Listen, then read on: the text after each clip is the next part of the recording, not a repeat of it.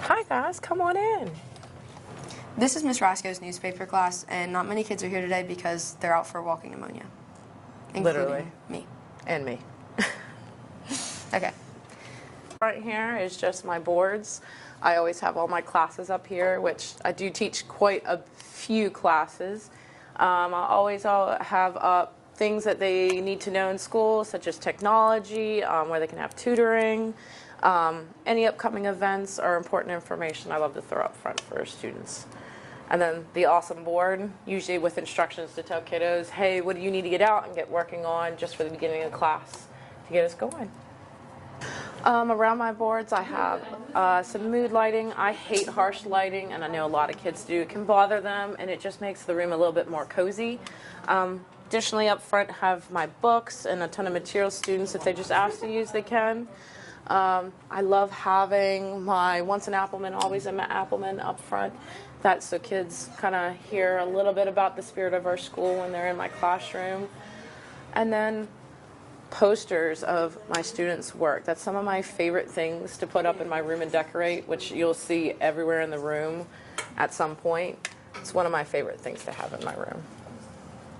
Here we have my bookshelf that I actually just gained last year. I was fortunate enough to write a grant to get extra books for my young adult fiction classes. So currently a little bit empty from students, but they did help me out with building it with a couple of little Funko Pops and little figurines of TV shows or movies I really enjoy. And then over here, again, I love to get to know my students every year, so I do a license plate project where they can represent themselves a little bit to tell me about them and also share it with the room as well. Back here I have my board with a calendar on. I really like kids to be able to know what's upcoming and going on in class. And additionally, have a couple projects pulled out right now for examples for my students to see from my past students. Some ranging from really cool characters that they created to known characters that they added on to. Get a clip of me. And here's my desk along with a little personal corner. I love nature. My kids usually figure that out, that my favorite place to be would be outside, hiking on trails. And then just little trinkets and decorations of my home life and past students who've also given me gifts or little notes to remind them by. Cozy little corner. Woohoo. Okay. What do you teach here at Musselman High School? I currently teach a couple of classes. I teach English, English honors in general, the newspaper class, which is called the Cider Press, and then 2 different types of young adult fiction, one that's for freshmen only, and then I also teach upperclassmen who choose that for an elective. And why do you teach English? English was my first choice whenever I went to college and I decided I wanted to be a teacher.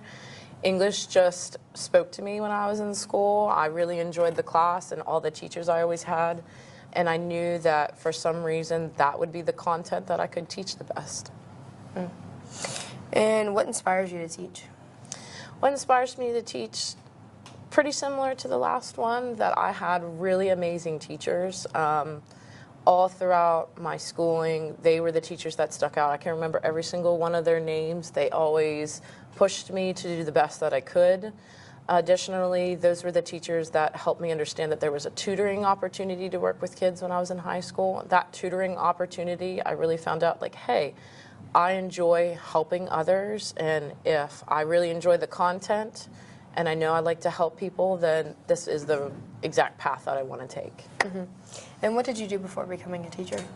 Before becoming a teacher, although that was the track, no matter what, whenever I went to college, I at first moved back home to Pennsylvania.